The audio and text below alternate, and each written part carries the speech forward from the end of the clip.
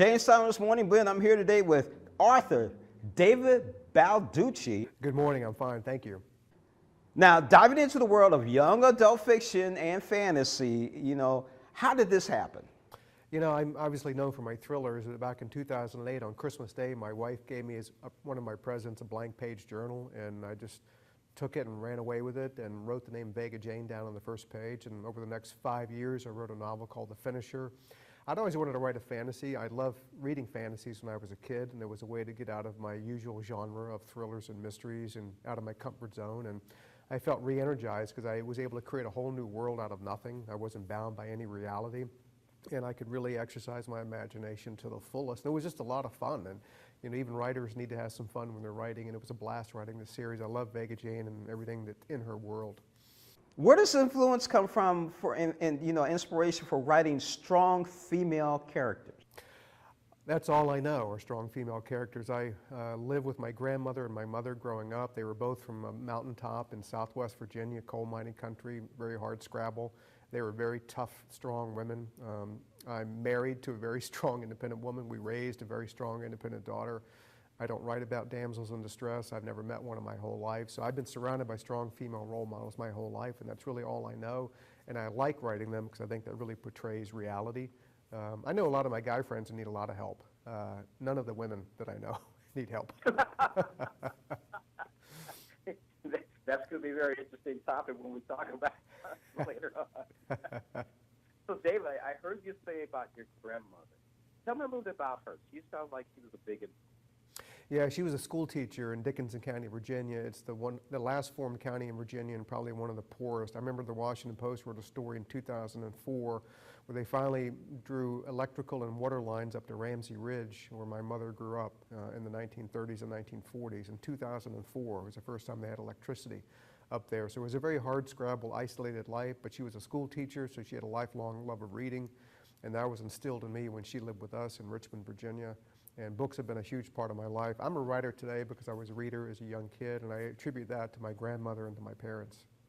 Tell us about the Wish You Well Foundation. Yeah, my wife and I, when I first started out with my first novel, I went around the country, and a lot of the events that I went to were sponsored by libraries and Friends of the Library. So I really got a crash course in the literacy problem in this country, how many people can't read at an acceptable level. So we founded the Wish You Well Foundation about 17 years ago, and we funded programs in all 50 states and counting to support literacy, reading initiatives, helping adults, young adults, kids, family literacy. If you can't read at an acceptable level, you're going to be left behind in this information age, and I don't want any life to be wasted like that. I want to give people the power to be able to self-sustaining and realize their ambitions and dreams, and if you can't read, you won't be able to do that. So our job is to eradicate illiteracy in this country. David, did I hear you correctly when you said that they didn't get electricity up in the mountains somewhere in 2004? 2004. I remember reading the story in the Washington Post. I never thought I'd see the name Ramsey Ridge, Virginia in the Washington Post, but it was there. You would think at today's age they would have had electricity. Well, if you've ever been to Southwest Virginia, that's probably one of the most isolated places on earth. You could drive from Washington, D.C. at 5 hours. And then if you wanted to get to where my mom grew up, you'd have to drive another 4 hours, and you're still in the state of Virginia. It's windy, mountainous, single-lane roads. There's nothing out there. It's a beautiful area. A lot of very great people live there, work very hard their whole lives, but it is totally isolated from the rest of the state. Wow. This is going to be interesting. I know you want to see your thrillers hit the big screen, especially with Captain Marvel getting ready to come out. Yeah, I know.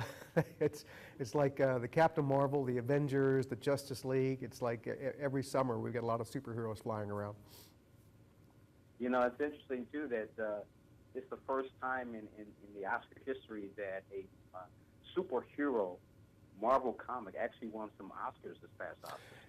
Yeah, it really did. The Black Panther, I was rooting for it to win Best Picture, actually. But you're right, and it was a terrific movie. I think it transcended the genre of just a typical superhero movie. It spoke to a lot of important themes, and I think it deserved to win the Oscar. Obviously, it didn't, but I'm glad to see that it picked up some trophies. I got to go back a few years earlier because I really thought that the Dark Knight, the Batman movie. I thought that year it was the best picture of the year. I felt the same way, and Christopher Nolan did a terrific job with that. I think there was just sort of this bias against superhero films, that they were just out for a big audience to make a lot of money. They weren't serious, dramatic filming. I think people are coming around thinking about that differently, certainly after the Black Panther. I appreciate that. David Balducci, am I saying that right, David? It's Balducci, but that's okay. It's a tough one. Balducci, okay, David. David, thank you so much for joining us on Morning Blend.